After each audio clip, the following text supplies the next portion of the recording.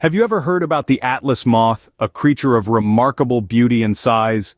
This moth is no ordinary fluttering insect. Picture this, it's one of the largest moths in the world, with a wingspan that can reach up to a foot. That's about the size of a standard dinner plate.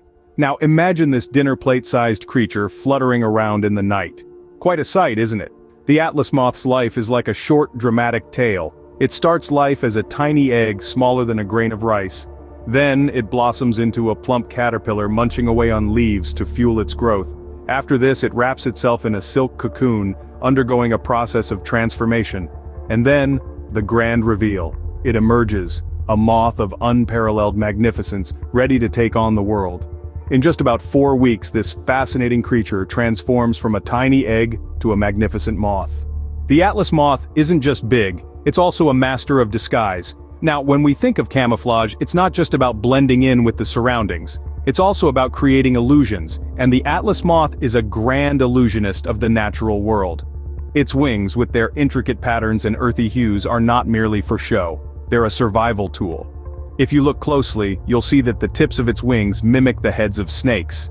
Yes, snakes. Now, imagine you're a hungry bird looking for a meal. You spot what seems like a tasty moth, but then you see it. The menacing gaze of a snake.